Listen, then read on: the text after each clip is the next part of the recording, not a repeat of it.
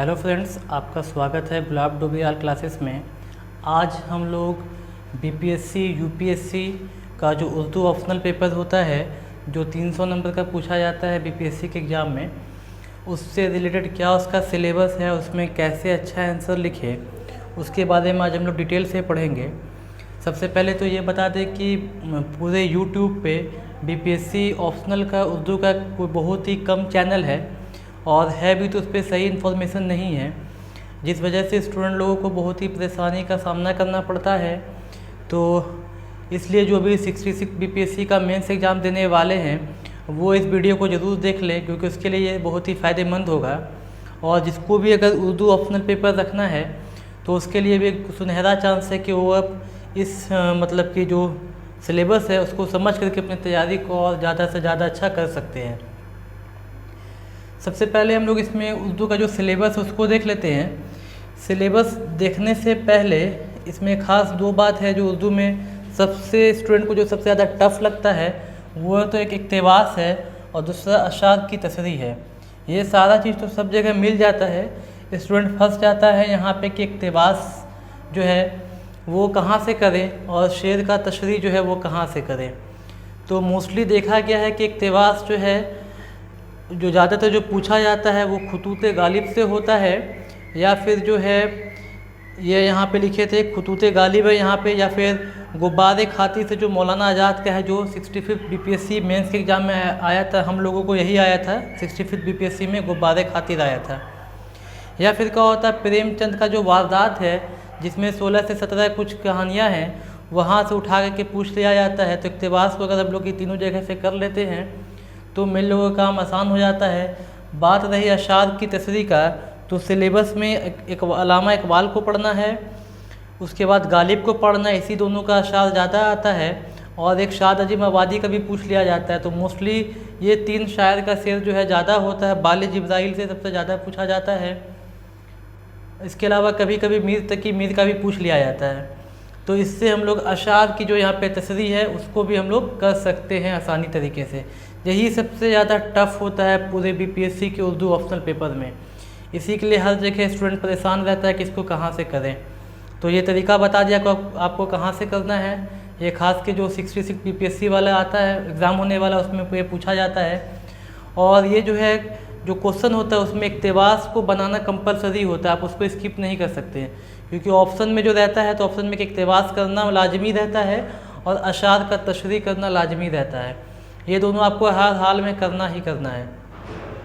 इसके बाद जो है इसका सिलेबस क्या है, तो सिलेबस में हिंद आरियाई ज़बान है, इसको पढ़ेंगे। फिर दक्कन में उर्दू कैसे आया, उसका आगाज़ कैसे हुआ, प्लस दक्कन में मसनवी कैसे आया है, दक्कन में मरसिया कैसे आया है। एक्चुअल में मसनवी और मरसिया जो है वो दक्कन का ही देन है।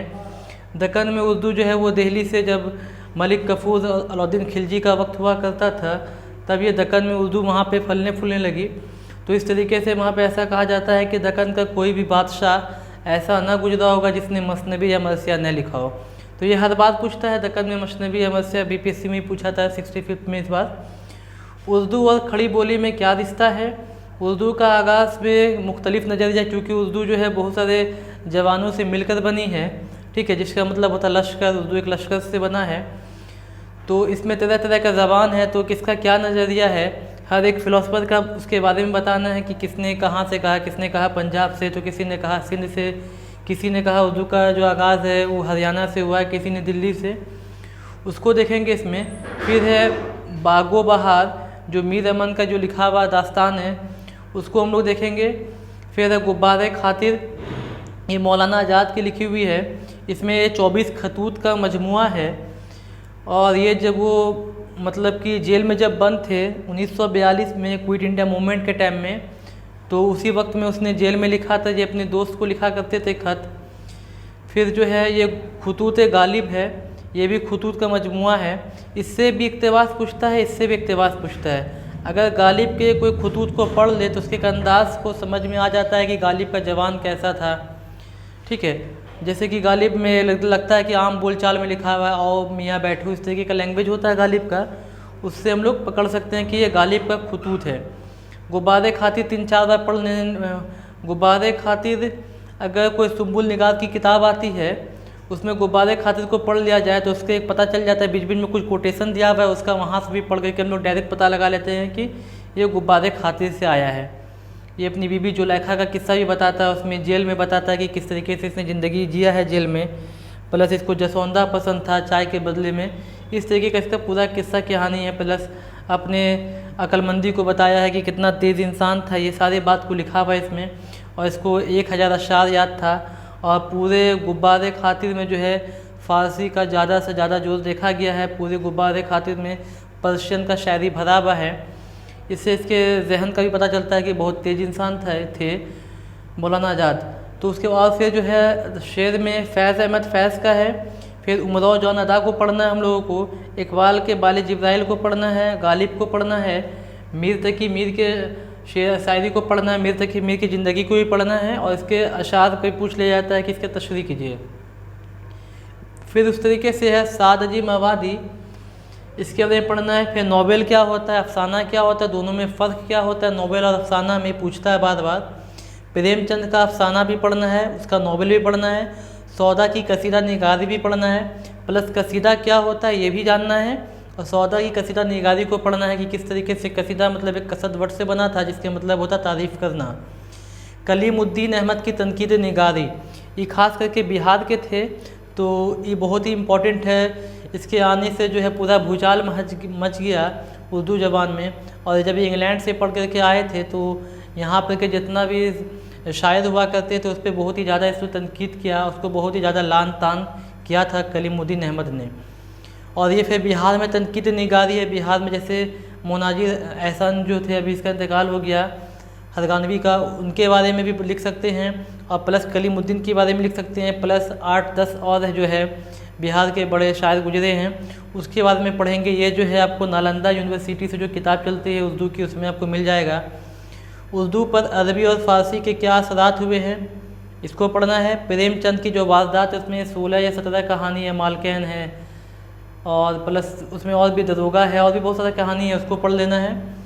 फिर ड्रामा अनारकली को पढ़ना है, और जोश मलिहा आबादी को पढ़ना है। इसको करना कहाँ से है, तो कुछ किताब है जिसके बारे में आपको बता देते हैं कि कहाँ से करना है।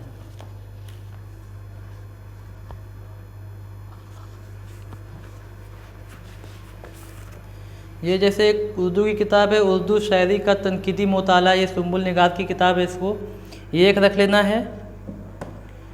प्लस ये मिर्ज़ा मोहम्मद रफ़ी सौदा, अगर एक्स्ट्रा टाइम मिले तो इसको पढ़ लीजिए, या फिर उसी सुम्बुल निगार की किताब से हो जाएगा। एक और किताब है, ये कलीमुद्दीन अहमद की किताब है तनकीद निगारी की, अगर और अच्छा लिखना चाहते हैं तो इसको पढ़ सकते हैं अगर एक्स्ट्रा टाइम है तो, अगर टाइम नहीं तो इसको छोड़ दीजिए। प्लस ये जो है उर्दू नसर का तनकीदी मुताला, ये दोनों किताबें सुम्बुल निगार की, उर्दू नशर का तनकीदी मुताला है, और पहले बताए थे उर्दू शायरी का तनकीदी मुताला। दोनों किताब मस्ट है, चाहे यूपीएससी हो या बीपीएससी, दोनों के लिए। प्लस ये नालंदा का ये यूनिवर्सिटी का नोट्स निकलता है, इसको अच्छे से रख लेना है। इसी में करीब करीब सारा मटेरियल मिल जाएगा। और ये जो है हम लोगों को जो 65th में एग्ज़ाम में आया था उर्दू का क्वेश्चन, ये कुछ क्वेश्चन है, ये देख सकते हैं। ये यहाँ पे जो है पहला जो है इक़्तिबास ही पूछा गया है, ये देखिए ये पहला इक़्तिबास है, ठीक है। पहला जो है गुब्बारे खातिर से, फिर देखिए मियाँ तुम इश्क़ नुखन कर रहे हो, ये तो देखने से लग रहा है कि गालिब ने लिखा होगा। उसका ये राइटिंग स्किल होता है, अगर हम लोग शायर को पहचान जाते हैं तो क्या लिखा हम ये पकड़ सकते हैं। और ये जो होता है एक क्वेश्चन 50 नंबर का होता है, इसको लिखना लाजिम होता है। देखिए यहाँ पे लिखा हुआ है कि क्वेश्चन नंबर 1 और 7, यानी 1 में इक़्तिबास रहता है, 7 में शेर का तशरीह रहता है, इसको लिखना ही लिखना है। अगर ये दोनों क्वेश्चन आप छोड़ देते हैं तो आपका 100 मार्क्स ऐसे ही ख़त्म हो जाएगा। प्लस यहाँ पे उर्दू ज़बान की तश्कील में प्राकृत का क्या हिस्सा है, आदिल शाही में मशनबी के बारे में लिखना है, जो दक्कन में मशनबी कैसे आया है, ये सुम्बुल निगार की किताब में मिल जाएगा। प्लस गुब्बारे खातिर है, ठीक है, बिहार में उर्दू आगाज़ का, कैसे बिहार में उर्दू आया है, हर चीज़ को बिहार से कनेक्ट करना है क्योंकि ये बीपीएससी का एग्ज़ाम है। फिर ये यहाँ पे कुछ अशार उसका तशरीह करना था, ये 8 या 9 अशार रहता है जिसमें कि आपको 5 लिखना रहता है। फिर है यहाँ पे खुतूत गालिब है, इकबाल की शायरी का मजमू बाले जिब्राइल को पढ़ के जाना है अच्छे से। उर्दू ज़बान और अदब की सरमाया में अरबी और फ़ारसी के अशरात को लिखना है। जोश मलिहा आबादी आ चुका है इस बार, तो इस बार आने का 66 में कम चांस है। और साद अजीम आबादी की गज़ल को लिखना, बहुत ही जो सिलेबस हो उसी को अच्छे तरीके से पहले समझना है कि सिलेबस में क्या क्या है, उसी के अकॉर्डिंग लिखना है। इसके अलावा जिसको और उर्दू का आगे तैयारी करना है, अच्छे से नोट्स चाहिए, तो सारा नोट्स मेरे पास अवेलेबल है इस चीज़ का, वो दिए हुए नंबर पे कांटेक्ट कर सकते हैं 9122405003 9523380530।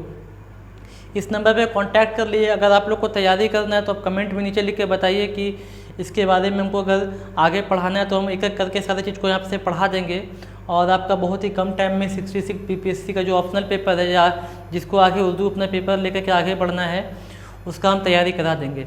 अगर आप लोग इंटरेस्टेड है तो नीचे कमेंट में लिख दीजिए, हम आगे इसको देख लेंगे। Thank you. और इस चैनल से बने रहिए ताकि आपको इसके अलावा उर्दू के अलावा भी इस चैनल पे आपको बीपीएससी का जितना भी है 66 GS1 GS2 अब प्लस PT2 सब सारे चीज़ का तैयारी कराया जाएगा।